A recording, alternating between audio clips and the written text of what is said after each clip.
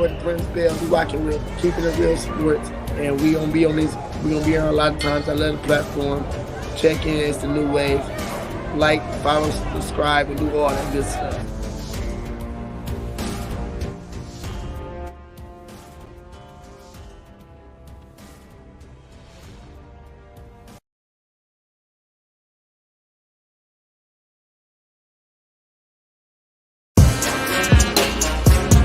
Come on. I told you I got you. Wanna talk about the game, he can talk about it. Tennis, match, golf, he can talk about it. Don't matter what it is, he can talk about it. Any sport dude, he know about it. Safe boy bum, don't doubt it. If he tell you that it is what it is. The real sports guy in the Sandman. Talk show game in the bag, man. Rep, gon' have to throw the flag, man. Steve Taylor, Andy Sands. It's over, OVA. Game over, they don't play. From the fourth quarter to the ninth inning. NASCAR wheels keep spinning. To the 18th hole, he's still in control. Eye on the goal. Coach never missing the play, cause he know the deal. This keeping it real. Sports. Come on.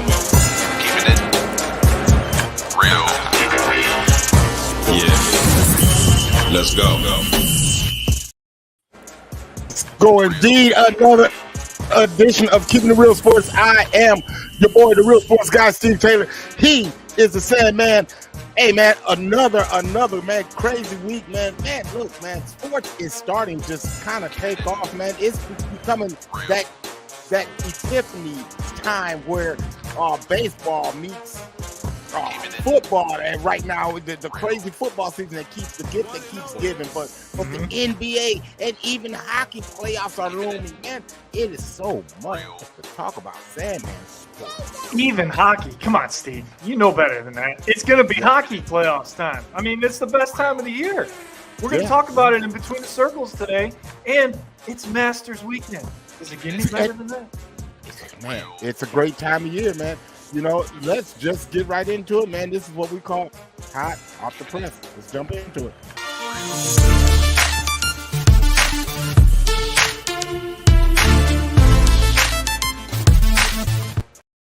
All right, partner. Well, we're getting a little bit ahead of ourselves because we're going to talk about the LSU-Iowa game in quick hitters. Right. But after Iowa lost to LSU, a lot of controversy surrounded that game in a number of different ways. We're not going to hit all that today. We don't have that kind of time. But at first, LSU did not want to accept the invitation to the White House.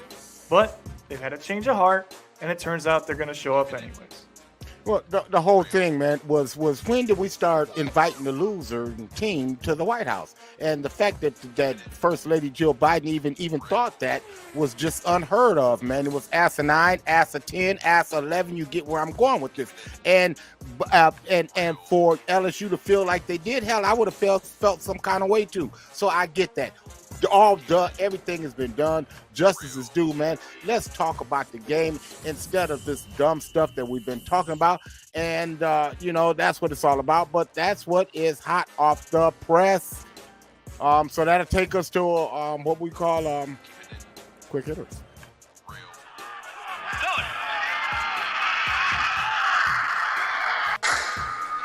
Quick hitters. All right, partner. Everybody anticipated a good game last weekend with, the Reese Clark talk going into the game, the upset, obviously, of Iowa over South Carolina. But this wasn't even close. It was a dominant performance by LSU. Congratulations to the Lady Tigers on their first national championship.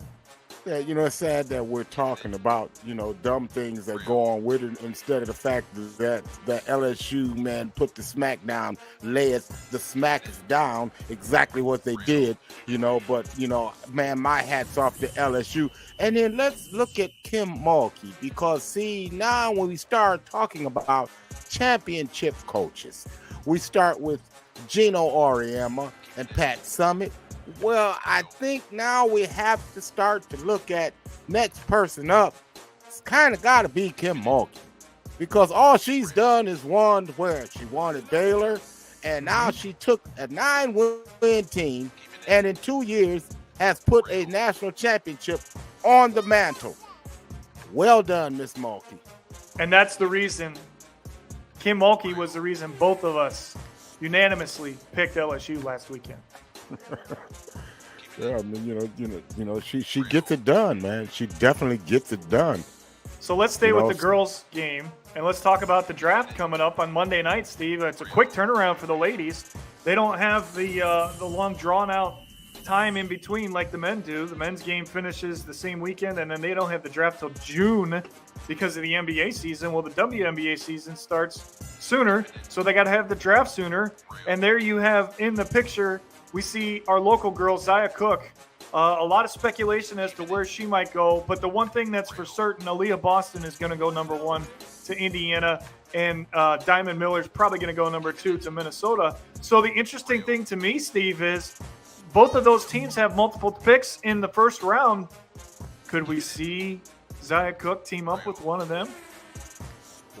It's real interesting to really look at this board and the way it breaks down, because really when you look at this draft board, it all are bigs coming off. It's not necessarily the best players. It's teams picking what fits their team need, and a lot of big girls coming off. I'm even hearing that the big girl Elizabeth Kitley from Virginia Tech, the 6'6" girl, might go as low as 8th to the Atlanta Dream right here, but realistically, for us Toledoans that are interested in this and don't really do a lot into it, look, we can realistically start to look at Zia possibly coming off at 7.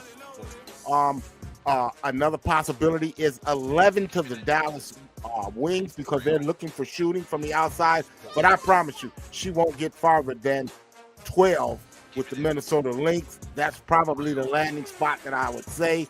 It's probably 12 to Minnesota, which would be a good spot for her. She team up with young Diamond Miller, the big 6'3" slashing forward from Maryland. All right, then we have the men's game on Monday night. UConn wins their 5th national championship as a program. A credit to you, partner. You had them winning pretty much all season. This team just continued to improve, continued to grow. And, this was a favorable matchup for them. San Diego State just didn't have the offense to keep up with UConn. But at the same time, Steve, UConn's defense was just as impressive, if not more impressive, than the number 1 defense in the country in San Diego State. Well, that was the problem, man. It's the levels that they could go to. You can peel back different layers on this. And a lot of this team is going to be back next year, even though Jordan Hawkins did declare last night that he's going to go to the NBA draft. I suspected that. But you're going to get a lot of your contributors back. You're going to get your Karaban. Karaban is a 6'8" guy that nobody even thinks about, because you got problems in the middle with Sanogo. They just keep coming. Tristan Newton, he can shoot it from distance. I mean, the one kid, Andre Jackson, they come at you in ways. I kept saying all year, they are the Noah's Ark of college basketball. They have 2 of everything, and we saw that. Even when they go big to the bench for a big man, they get bigger. Clingan is Donovan Clingan is 7'2", and guess what? He was only a freshman. Oh, and right. By the way, people, UConn landed the top 5 recruiting class in the country. I saw 2 McDonald's All-Americans that's coming aboard. Good luck with that. UConn. Yeah, it's very possible they can repeat with that kind of lineup. And don't forget, you always have the X factor of the transfer portal. Well, ain't much to transfer. ain't much to transfer. Them kids ain't going nowhere. Well, no, I meant people coming to UConn to add Where? to that lineup. Where? They already. Where? They got enough. All right. Speaking of got enough, are you going to get enough out of this fight tonight?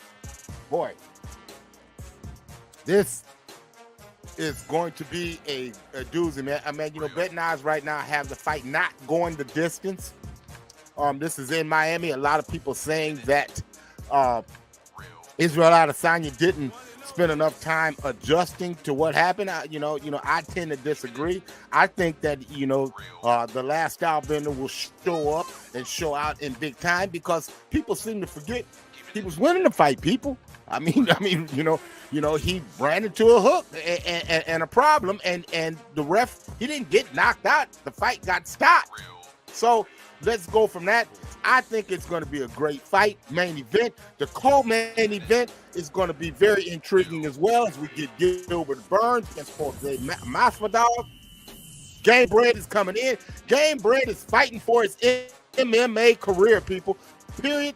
End of story. I'm just telling you, Game Bread is going to have to win this one if he wants to continue his plight in the MMA.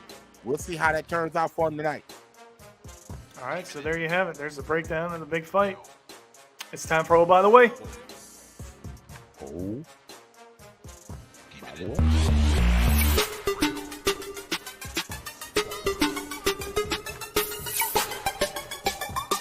Oh, by the way. All right, partner, we talked about it. We hinted at it last week, the Frozen Four, right? Being the same weekend. I was wrong. It was this weekend, and the games happened. Yeah, the so excited. You was excited. The semifinals were on Thursday, but the national championships tonight. So here we go. Oh, by the way, it's the number 1 and number 2 teams in the country that end up facing each other. Minnesota dominated Boston with a 6-2 victory on Thursday, followed up by a similar domination by Quinnipiac over Michigan with a 4-2 win over the Wolverines. And partner, we're split on this one. You've got Quinnipiac pulling the upset. To me, nobody's stopping Minnesota. They've been a powerhouse all season. They're destined to win this game. Minnesota wins the national championship tonight. Okay. Oh, by the way, the Masters is going on right now, and play has been suspended. As of yesterday, they teed back up at 8 this morning. Tiger Woods was 2 over. He is in danger of missing the cut right on the cut line. We're going to find out if he makes the cut. He still has 7 holes to play out in the first round to get to moving day. But right now, it don't matter because we know who's on top, and he's running away with it. Yeah, Brooks Koepka. How about that? He's healthy. Yeah. I mean, when he's healthy, he's still one of the best golfers. It doesn't matter if he's a live golfer or not, Steve. He's still one of the best golfers on the planet when he's healthy. And he's proven. Okay. I'd like to. I'm going to acknowledge greatness when I see it. I mean, we keep it real, right? It's not about sides here. We keep it real. What else we got to keep real is the weather. The weather is going to be the number 1 factor this weekend. They're going to start the second round. Right now, they're on the course for the second round completion after they had some trees go down because of the storms yesterday. Wow. Yeah, that was crazy. Let's hope that they have just enough rain to stay on the course and continue to play, because I'd hate for the tournament to get washed out, literally. By the way, Steve, how about the Seattle Sea Dragons? The laughingstock in the first 2 weeks of the XFL have now won 5 straight, and they are in first place, and they'll take on the Defenders this weekend to try to make it 6 in a row. Yeah, man, it's going to be tough sledding. The Defenders is probably one of the better teams, better coach teams in the league. But that's what happens when you change your quarterback and you start to find out and round out who your personnel really is. They've done that. That's why they've done better. When you know better, you do better. And I tell you, man, who hopes to do better tonight will be my Shakur Stevenson. Man, by the way, he gets to defend his title against Shuichiro Yoshino. Try that one on for size. But Mr. Yoshino, you're going to have your hands full tonight because the young man is coming and he's ready to rock. How are you going to watch 2 fights at once? Well, you got to make a decision tonight. No, I don't. No, bro, you don't understand, man. I'm the real sports guy. That's how we do things around here. This is how we get it in. I'm just trying to tell you. See, you handle some of it, then it's up to me to watch the NHL games tonight. Yeah, that's what you do. That's what you do. Just like we're gonna do this.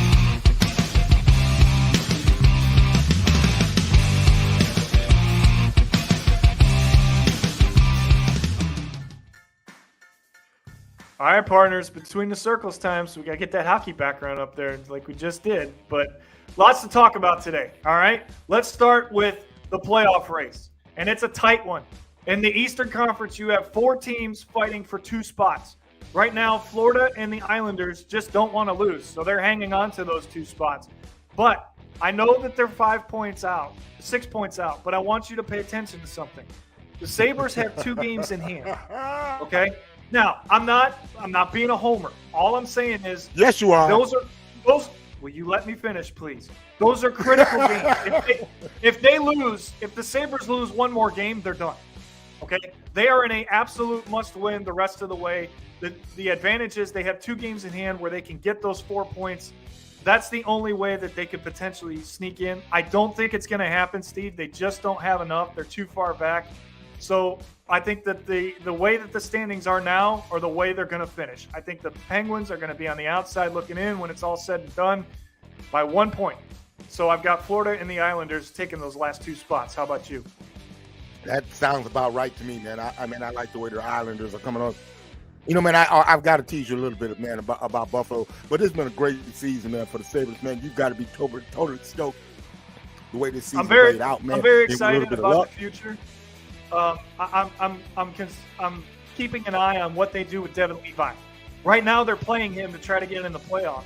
That's a lot of pressure for a kid that just finished college hockey. So we'll have to see if he can handle it. But he looked fantastic in his first career start. 32 saves, a 3-2 win over the Rangers. The future's looking really bright for Buffalo in net, which is what's been missing for the last 11 years. And by the way, the Sabres have the longest streak of not making the playoffs in the NHL right now with those 11 seasons. So maybe a miracle will happen and they'll break it. If not this year, I promise you they'll be in next year. All right, let's take a look at the Western Conference. Seattle, congratulations to my friend Mike Benton and the Kraken. They are in. They've had a hell of a season, well-deserved. If they weren't in such a difficult division, they wouldn't have been in a wild card spot. They would have been in, period. But take a look at what's left. 3 teams, 1 spot. I don't know, Steve. This is a tough one because Winnipeg and Nashville have a game in hand over Calgary, but Calgary just has not wanted to lose lately. But I think in the end, Winnipeg is going to win out. I think the Jets are the most complete team of the 3 teams that are left. Remember, Nashville was a seller at the trade deadline. The fact that they're right there is remarkable, and it speaks to their goaltending because UC Saros is the reason. But I just think they're going to fall a little short. I've got Winnipeg holding on for that last spot. But if Calgary had played 1 less game, I might take the Flames. But I think that game in hand is going to be the difference, and Winnipeg gets the last spot. All right, what else do we have? We have got divisions on the line as well in the Eastern Conference. It's in the Western Conference, I should say. It's the Central. And look who's on top right now, okay? Colorado. Everybody wanted to bury them early in the season because they weren't winning. At one point, they were out of the playoffs, Steve. That's how tough it had been. But you just had to know they were going to get it figured out because of the team they have and the coach. Jared Bednar got an extension for a reason. It wasn't just because he won a Stanley Cup last year. He's a really good hockey coach. And it's between Colorado, Dallas, and Minnesota. Now, the interesting thing here is Colorado has the game in hand. Game in hands ultimately make the difference, Steve. I think Colorado ends up holding on and winning the Central. Big game today on ABC. Vegas and Dallas. Keep an eye on that one because that has implications on those standings for sure. And let's take a look at the Metropolitan Division as well. That one's not locked up just yet. Carolina with a game in hand over New Jersey and the Rangers. New Jersey with a big one tonight against Boston. We'll get to that in a minute. The Rangers have been playing really good as of late. They're starting to figure it out. Patrick Kane has been injured, so they haven't been a complete team, but they're still 6-2-1 in their last 9 games. I'll take that for a team that's making momentum or picking up momentum going into the playoffs. I think Carolina holds on and wins the division. They've been on top of the division all year. I don't see that changing. Maybe it comes down to the last game of the season. Who knows? But all that is for positioning. All those teams are in. I don't know if it's that big of a deal to them. But you know what is a big deal? History could be made tonight. The Bruins take on the Devils, 8 o'clock on ABC. They can tie for the most wins in NHL history with the win over New Jersey. They still have 4 games left, Steve. To me, go to Vegas, put it on the books. They will break the record, not just tie it. With 4 games left, there's no way they can't get 4 points. Or 2 more wins, I should say. So, there you have it. Between the circles. There we go. All right. So, man, look here, man. Man, it's hockey time, but it's football time, man. We're going to give you our first Keeping It Real Sports, Black and White Sports mock draft. Check it out.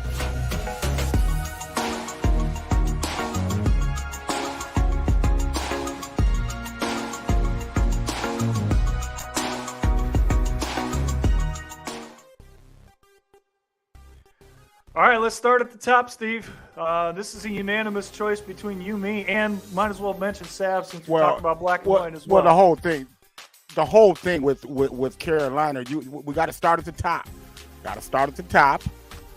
And they traded to get that pick from 9. So they trade up from 9. I personally don't think that they trade up from number 9 to get a quarterback that is 5'11", 5'10", or 205 pounds. I was looking at his workout with the I believe it was Carolina contingency, but I'm looking at Frank Reich looking down at his quarterback, man. I just don't see that. So when the pick goes in, man, absolutely, you're spot on, man. All right, so that leaves the Houston Texans, and they have options, right? I mean, obviously, they need a quarterback as well, right? But they don't have to go in that direction. However, we feel they will go in that direction.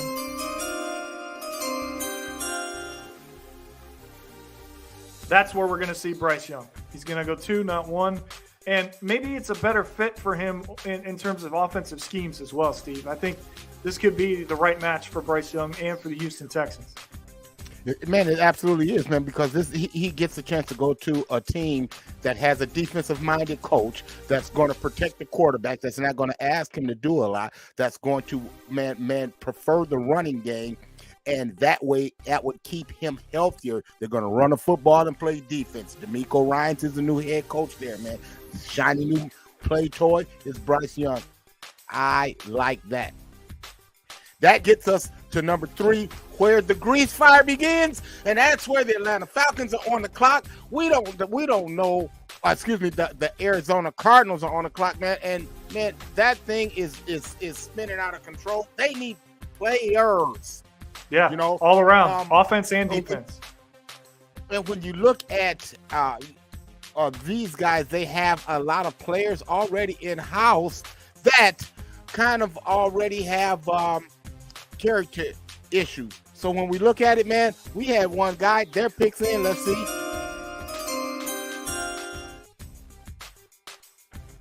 There we go. All right, so you've got Jalen Carter going to Arizona. Makes the most sense, Steve. He's the most talented defensive player in the draft. He's got some character issues, but, lately it seems like you can't avoid those when you're looking at the draft, right? I mean, we're seeing more and more of these stories come to the forefront as they're interviewing these players in terms of their backgrounds. And if you can build a trust and if you feel like you can develop his character, then it's a no-brainer. Yeah. So that gets us to number 4. That gets us to number 4, man, and where we get a trade, man, because it makes sense to us, man. Man, Lamar Jackson's out. Man, we got him shipping up, going over to the Colts. So that puts the Ravens on the clock. Man, the Colts have to pick up a quarterback, don't they? So this is where I think the guy from Kentucky comes in, man. We got to go Will Levis right here. We got to go Will Levis. All right, so we got Levis at 4, and that means another quarterback to sit. No, right at number 5, that seems to be the strategy. Well, the thing about Seattle, man, Seattle is the most interesting team in the first round to me, because Seattle has multiple first round picks. They hit on all of their draft picks last year. Seattle really is in a position where they really don't need anything, but you got this guy out here who has the possibility to be this shiny big toy, the next big thing. Okay, here's the guy that can sit back behind Geno Smith, and I said Geno Smith, sit behind him and kind of learn how to be a pro. Man, it makes sense to me, man, for them to go and get Anthony Richardson at 5. Man, it makes all the sense in the world to me. All right, let's fly through the next 5 because we're running out of time. That gets us to Detroit at 6, man. It makes sense to me for Detroit. Everything falls right for them. Hey, Will Anderson, why wouldn't they? That card's in quick, fast, in a hurry. Gets me to 7. Christian Gonzalez in the Vegas Raiders. Raiders are looking at defense. They need to upshore that defense, especially on the outside. That guy's been sitting there looking at him. There you go. Guy falls right to you. If Seattle doesn't take Richardson, though, he could go to Vegas at 7. Keep an eye on that. that would be a good look if they passed on him. Man, the Falcons, man, here's a guy, man, sitting right there, last minute, the edge rusher that they need. It just makes sense to me. Chicago trade, man, they got their wide receiver already, their quarterback already. Their quarterback was getting dirty last year. Why not keep him clean? The best way to keep him clean is the best offensive tackle on the board. You go get this guy, Paris Johnson from Ohio State. And then the Eagles. The Eagles lost a lot, man, especially, man, in free agency. When they got to kind of shore up, man, some of those linebackers that they lost, the edge guys that they lost. Miles Murphy would fit in nicely to those guys, man. You know, just kind of looking at our entire, you know, first round again, man, it just makes sense to me, buddy. Yeah, I couldn't agree more. We're on the same page for sure going into the draft. All right, we got some playoffs to talk about. Let's do an NBA update.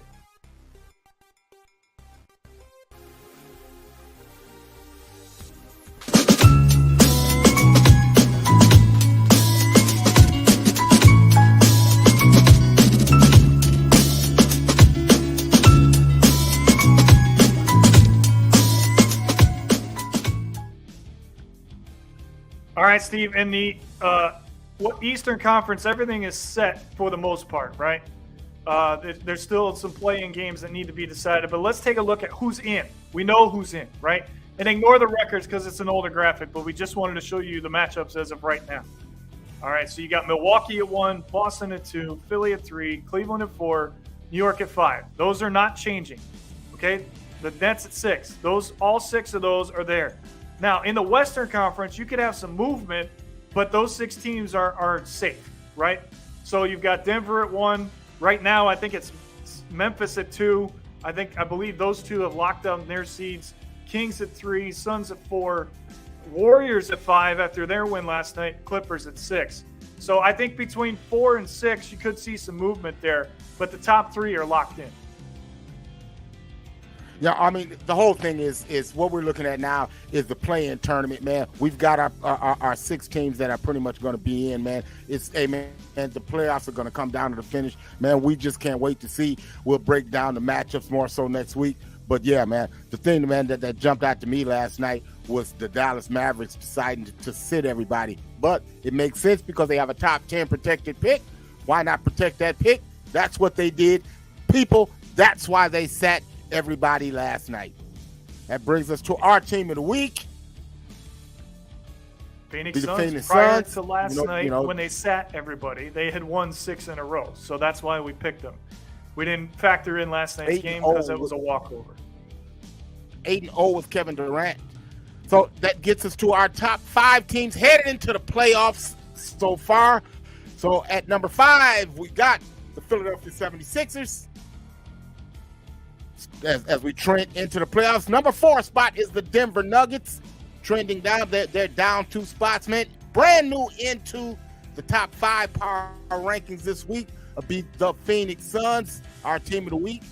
Boston Celtics, they flexed their muscles this week, and they're up to number 1, and the number 1 team in the league is the Milwaukee Bucks. There's no doubt about that one. All right, and before we go, we've got one last thing. See, I remembered this week. Big news out of the WWE earlier this week, Steve. Endeavor, company that owns the UFC, acquires 51% ownership of WWE, so they will now become a merger. That also means that the WWE universe is sweating because the man in the picture behind Roman Reigns is back full-time, in charge, and now is taking over creative. Steve, this is the most egotistical SOB on the planet. Do you have any idea what the revenues and the social media viewings had been doing before he came back? 800 million social media views over WrestleMania last weekend. 800 million. Now he wants to come in and screw everything up because he has to have the say in the matter. I just think it's a huge mistake. I hope he listens to Triple H since he's going to bump him out of being the head of creative, but I don't think he will because he's Vince McMahon. And it'll be interesting to see what direction they go in moving forward now that this ownership has changed. Well, we got to go. That's it, man. Look, man, 80 shows in the books, man. It's been fun, but we got to run. So until next time, we wish you love. And peace. Chuck and deuces.